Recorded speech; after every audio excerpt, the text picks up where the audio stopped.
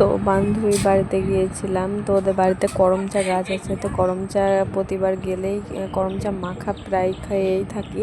তো এবার এখনও তো পাকেনি, কয়েকটা পেকেছে, তো পাকা খাওয়া হয়নি। তো আমি করমচা খেতে অতটা ভালোবাসি না, কিন্তু পাকাটা মাখা খেতে একটু একটু ভালো লাগে, কিন্তু টক জিনিসই খেতে আমি অতটা ভালোবাসি না। কিন্তু করমচাটা সেদিন কি মনে হলো খাবো, তো সেই জন্যই করমচাটা পাড়তে চলে গেছিলাম গাছে। আর ওদের করমচা গাছের পাশে একটা লেবু গাছও আছে, কত লেবু হয়েছে আগে পোস্ট করেছিলাম, তোমরা নিশ্চয়ই দেখেছো সবাই গাছটাকে। তো সেই কারণে কয়েকটা করমচা পেরে নিলাম। তো সেগুলো খাওয়ার পর আবার ওকে বললাম আমার একটা পেরে এনে দিতে। তো অনেকগুলোই করমচা সেদিন খেয়েছিলাম। তো এই যে দেখো খেতে শুরু করে দিয়েছি লবণ আর লঙ্কা দিয়ে, লবণের মধ্যে লঙ্কাটা মেখে এই যে খেতে লেগেছি। পাকা করমচা মাখা খেতে খুবই টেস্টি। তোমরা কে কে খেয়েছো অবশ্যই জানিও, কিন্তু আমিও আগে জানতাম না পাকা করমচা মাখা খাইতা।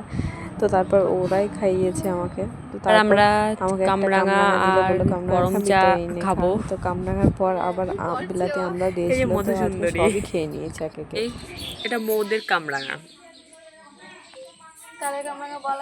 এটা মৌদের কামরাঙা। মৌ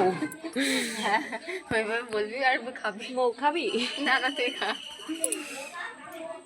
এই গালগুলো একটু বেশি টমেটো বলছি। আমি আমার ভিডিও চালিয়ে গিয়েছি, বাবা আসতে খুব টেস্ট তো। রুটি কজন পারে? একসাথে আজকে সব খেয়ে নিলাম। এই যে এটা বিলাতি আমরা। হ্যাঁ আমাকে দে মৌ খাবি? এবার দে দে খা, দে বাবা। তো আমরা কয়েকটা রিলস বানাবো, রিলস বানানোর জন্য ফোনটা কেমনভাবে স্ট্যান্ড করেছি সেটাই তোমাদেরকে দেখাবো। তো দেখো দেশি জুগাড়, দেশি স্ট্যান্ড।